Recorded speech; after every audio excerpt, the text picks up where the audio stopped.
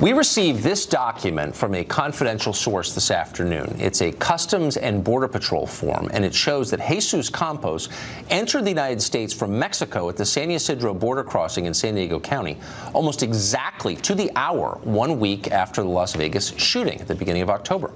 Now, the document does not reveal how long Campos had been in Mexico. Our source told us that Campos entered the U.S. at the same crossing in January of this year. At that time, he was driving his own vehicle with Nevada plates.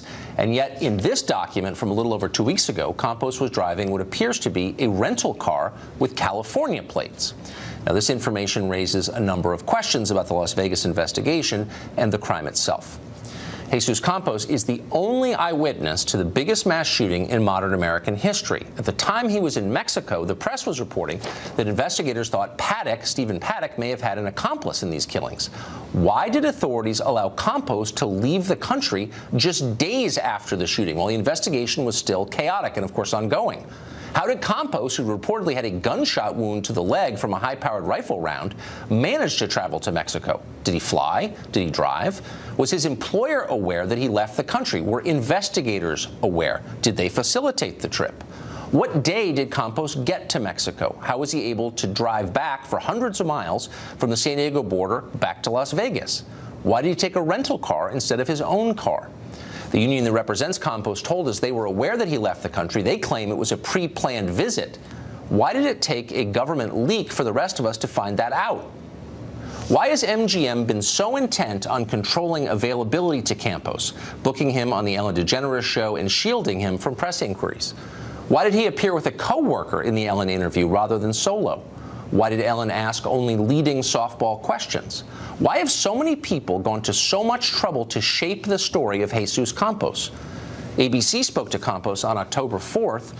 Was he in Mexico when they talked to him? Did they know where he was when they talked to him? What do we actually know about Jesus Campos? For example, is he really a licensed security guard? We checked today, and it turns out he's not registered with the state of Nevada's Private Investigators Licensing Board. Confused by this, we called the Clark County Sheriff to find out what license is required to be a security guard at a Las Vegas casino. The Sheriff's office refused to tell us this. Jesus Campos is a victim, the spokesman said. We don't speak about victims. Naturally, we repeated the question. He became angry, he started yelling, and ultimately hung up on us. Which raises the question, why won't authorities answer basic questions about Jesus Campos? And here are a few more. Does Jesus Campos have a criminal record? Not attacking him. It's an honest and obvious question. What exactly did he do for the hotel? Had he ever had previous contact with Stephen Paddock? How exactly was Campos injured? Countless press reports claim he was shot in the leg with a rifle round from an AR-15 style rifle, probably a NATO 5.56 round. That bullet travels at 3 times the speed of a handgun round. It could easily destroy a man's leg, and often does.